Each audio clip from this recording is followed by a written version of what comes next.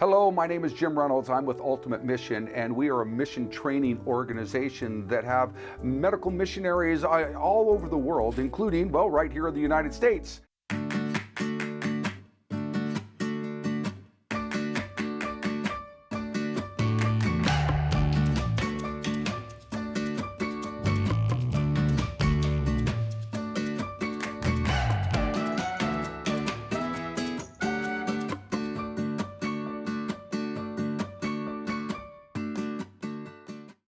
What we want to do today is we're going to talk about range of motion.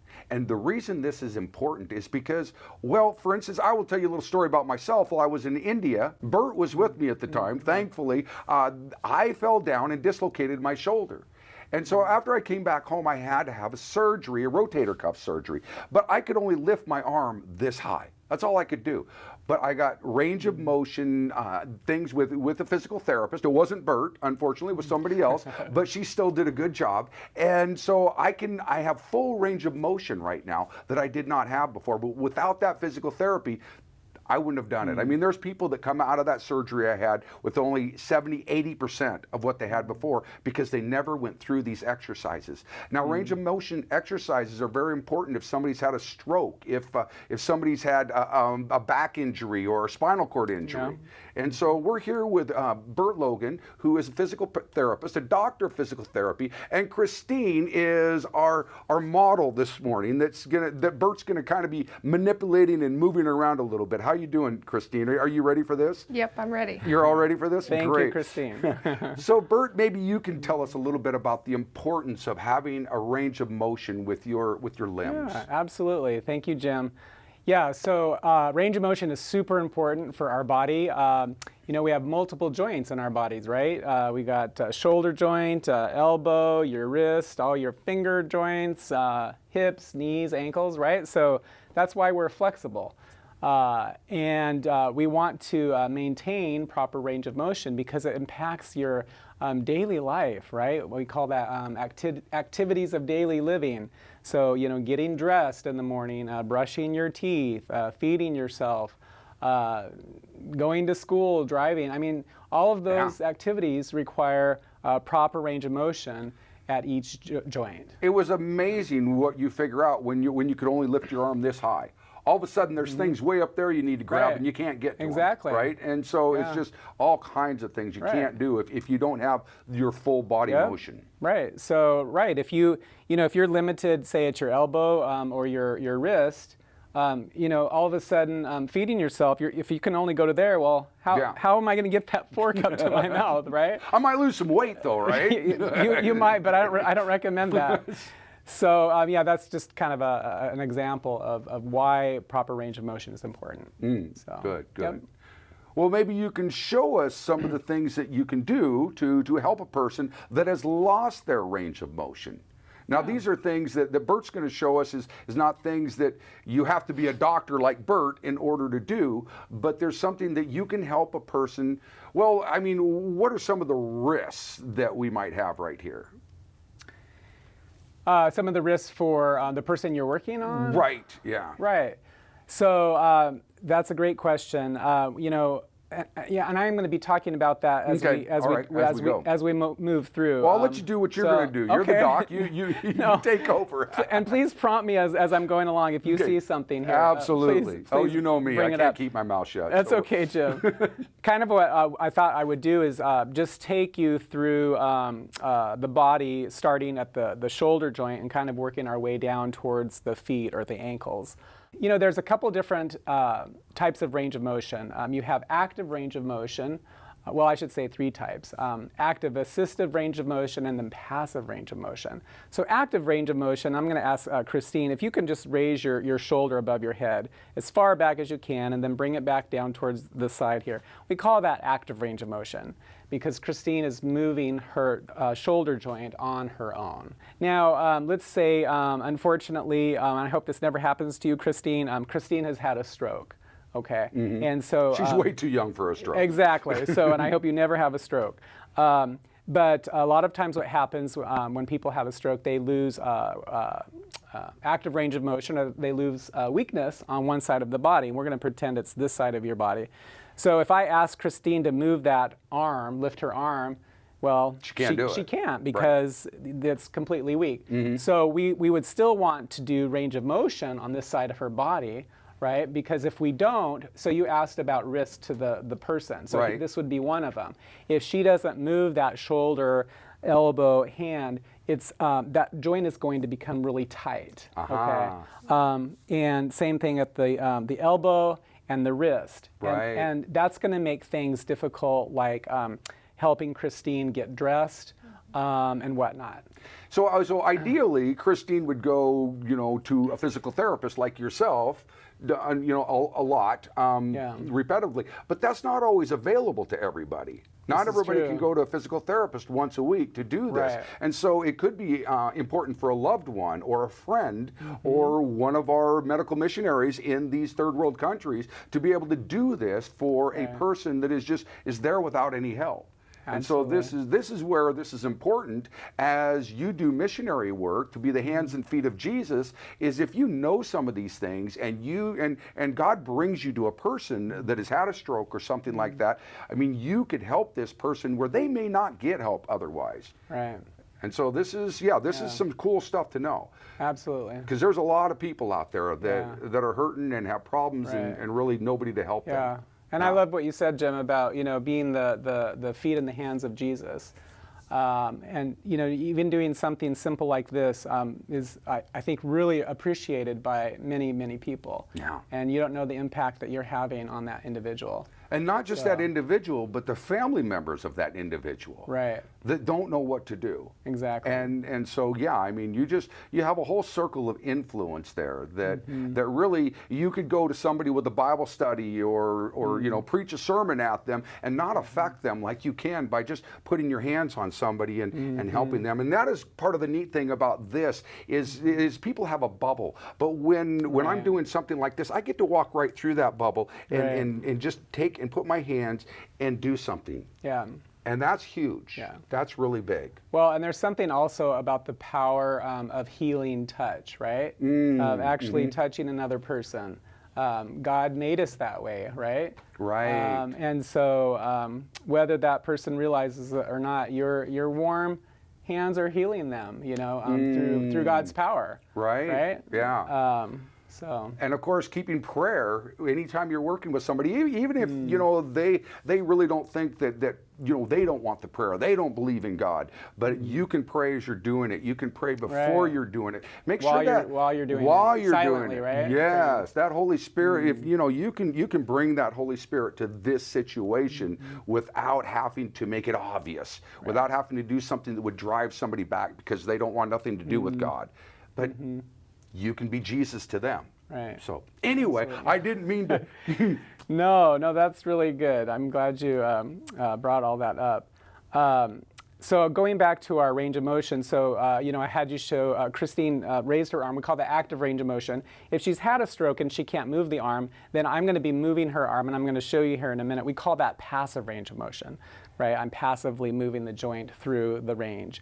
And then if she had a little bit of strength in this arm, and sometimes after a stroke you might still have some strength there, but it's kind of weak.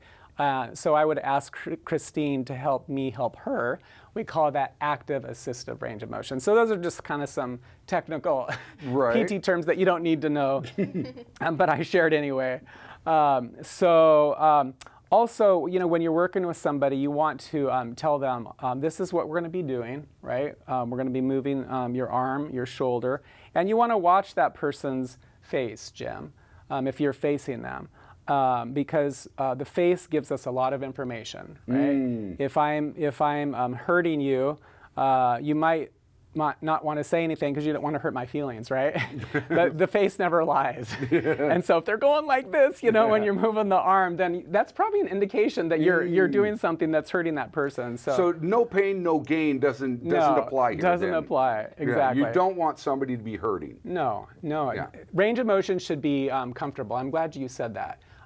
You don't want them to be hurting. And so when you're going through a range, Christine, please tell me if it hurts, then I need to back off. Okay. Okay. Yeah. Also, when you're doing range of motion, you want to go slowly. versus fast. If you go fast, you can tear muscle fibers. You can cause spasms in the muscles, which is just kind of a twitching of the muscle. You don't want that. Trying to think. Those are some of the main things. And also, Christine, just breathe as you normally would, right? You don't want people to be hyperventilating, but I don't want you to hold your breath either. So those are some other tips that you would tell folks when you're doing range of motion. So without further ado, we'll start with the shoulder. So when I'm doing this, Jim, I want to place a hand hold at the wrist and also at the elbow, okay? So you would never come in like this and just go, move the arm like that. Okay. That's gonna put a lot of strain on the wrist, the elbow and shoulder, and could potentially cause injuries in those areas. So I'm standing in close, and we talked about body mechanics earlier, right? I'm standing nice and upright, good posture here. I'm close to Christine and the bed. I'm not out here, right? Because that's bad for this, Your right? back, bad for you. Exactly, so I'm in close. So starting at the shoulder, we would be working on flexion. So that's just moving the shoulder up and down. Okay, so we call that flexion, shoulder flexion. All right. And usually, so for each joint, I would do probably about 10 repetitions. Okay. Okay. And if you're doing this once a day, that's typically adequate. You can do it twice a day, but once a day is probably good. And say, you said that you had that shoulder injury. Right. So I don't imagine that the physical therapist was able to go this high with you initially, right? No. You'd be screaming in pain. Right. Right. So Yeah. we'll pretend, Christine, that you have a limitation here. So if she can only go to there, then that's where we stop, right? And then we come back down. And the other cool thing with range of motion is that if you consistently do it every day, you should be able then to gain a little bit of range of motion every day. Right. Which, that was your situation, right? Yes. And do you have full range of motion? I have full range of motion now. Yeah, exactly. Yeah. Right. And you were consistent about doing it. I was consistent. I was told that, some people told me that I wouldn't get 100% back, and I challenged that. Oh, nice. And so I got, 110% back. Awesome. And I was, Because you were motivated. I was motivated. You wanted to do it. Right. And did a lot of it on my own. And so I really like what you're saying here with every day, because I absolutely could not go to my physical therapist every day. I think it was only twice a week at first, and then went to once a week. So, there's a lot of people that can't make it out. So if you can help somebody, because not everybody can drive to their physical therapist every day. Exactly. Yeah. And I want to point out one other thing that you talked about, which is, and we talked a little bit about hurting somebody. The biggest thing is do no harm. Do no harm. Absolutely. So we want to make sure that we are not hurting people. That is if the biggest thing we can talk about right here is don't hurt somebody. Right. Okay. If you're going to hurt somebody, just go home. So let's go through the other joints. So we did shoulder flexion, which was just going up and down. And then we have a sideways motion with the shoulder joint. So that's going out to the side. So that's called shoulder abduction. That just means you're moving away from the body. Okay. I could stand like this too and come out like that. All right. Let's see here. Oh yeah, there's another one on the shoulder. So if I have the elbow slightly bent and then I'm going out like that, we call that external rotation of the shoulder, and then coming in towards her tummy, that's internal rotation, all right? So you got that motion. And Christine, you're super flexible. So you're a great model. But not everyone's gonna be like that, right? And so just go to where you feel the limitation. So on this external rotation, if I feel kind of a hard, we call it a hard feel right there, that's where I stop, Jim. Okay, I'm not going to force Christine down. Her natural range is down here, but never, like you said, do no harm. And you can do harm if you push beyond their limitation. So go to where you feel resistance, and then just stop there. And then come back. Yeah. Does that make sense? Yeah, and watch their face, like Bert said. And watch the face, exactly. Yeah. So we got that. So that's the shoulder joint. The elbow, you basically just have two planes. You got flexion, so bending, and then extension. So that's pretty easy, right? So we're just standing here and we're bending up to the shoulder. Try and bring that hand up and then down. So that one's pretty easy. And again, hand placement, just right on the wrist, okay, is a good spot for that. Yeah. All right. Questions about the elbow joint? I don't know. I don't know enough to have questions about the elbow Okay, well, joint. if you do, and then for the wrist, same thing. We got bending and bending both directions, flexion and that's extension. So we're just going like that. And again, see, I'm just kind of supporting here. All right. You doing okay, Christine? Okay. Yeah, and you know what? If you're doing it properly, it should range of motion should feel good to most people. Like getting a massage. A little bit, maybe not quite as good as a massage. Well, I've had okay, both. I tried. Massage is better, but range of motion should feel good. So I've also seen stroke patients that have their fingers tight into their hands, and it just keeps getting worse and worse. And Right. And so what would you do in a case like that? Right. So thank you for bringing that up. So right, that's we call that a contracture where the fingers are just they're clamped down. So if you want to kind of mimic that, Christine, right? So and then I'd probably bring the hand down like this.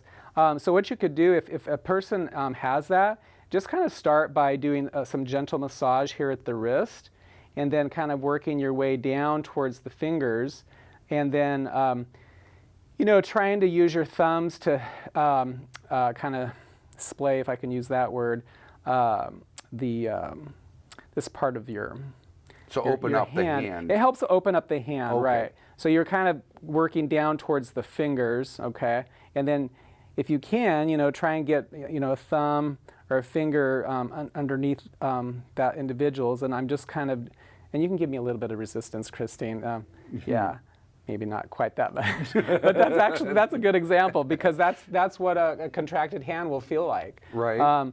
So you're not typically on a contracted hand, you're not going to be able to get full extension, Jim. Right. It's a process that takes time. And maybe on that first session, we just get to here. So Get your fingers under their fingers, right. maybe on But the first over session. time, the goal would be to obviously come out here. And to that point, I would also say that if you can get even to like this point, a good thing that you can use is just like a square hand towel, and to roll that up, it's a cloth, right? And then put that in their fingers like that, and so the fingers are kind of holding onto that cloth. Keeps it from going back to where it was. Exactly. And Okay. also it helps prevent, Christine has some nice fingernails here, it prevents those fingernails from digging into the palm of your skin, hand. in the palm of the hand. Okay. And I've seen that, and that's obviously not a good thing. Right. So it's a great question on the hand. Yeah. So yeah, you got hand there, and then wrist, we're moving wrist side to side. Okay. Yeah. So that's the hand. And then for leg, so for hip joint, we're coming in close here, and Christine, I'm gonna have you bend this knee up towards your chest. Okay, so I'm just kind of helping her come in, and you can see again body mechanics, right? We talked about that, Jim. Yep. So what am I doing with my Your back is straight. You're my close. back is straight. I'm close to Christine. Yeah. Right. Yeah. So Even putting your knee up on the table in order to get which that closeness. And well, it gives my back more support. Okay. Okay. Yeah. So you can see we're bending the hip, and we're bending knee, and actually you can get all three joints, hip, knee, ankle in one, right? So you can see how all three are bending. Right. See? Yeah. So you kind of got 3 in 1 on that one, which is kind of nice. Yeah. All right. And then when you're up here, also you can do, we call it hip internal and external rotation. So moving in, okay, and then coming out. So that's external. I don't know if my leg had been like that far. It might not, Jim. We'll try that off camera and see. Right. We might get some screaming going from you, right? Yeah. You don't want to hear me scream. Are you doing okay? Speaking of Christine, yeah, you're smiling, so I'm assuming you're okay. Yeah, so we got that. So that's hip. Actually, one more motion at the hip. abduction, which is moving away from the body, and that's this motion like that, coming out and in. Okay. Yep. And then we did knee. Yeah, we got that. And then ankle is, just up and down. So kind of hand placements like that. And then I also like to do circles, Jim, with the ankle. Oh, okay. Yeah. All right. Kind of clockwise, counterclockwise. Yeah. Very good. So that's kind of quickly all of the joints of the major joints of the Right. of the body that you want to be stretching every day. And also doing that on both sides of the body. Okay. Obviously we want to do the affected side, but we want our bodies to be balanced, right? So make sure everything's working. Exactly. So Yeah. don't be afraid to do the other side. So this is a great way to help somebody. To be, like Bert said, where you can touch somebody and you can have that healing touch. So we have other videos that talk about different types of ministry work that you can do through health. If you want to watch those, just continue to watch them. You can subscribe to our channel. Just click on that subscribe button below, and we will hopefully see you again. So have a great day. God bless. We would love for you to be a part of our Ultimate Mission family. Please subscribe to our channel, watch our videos, like and share our videos, donate if you would like. Let's work together to spread the gospel of Jesus Christ to the world.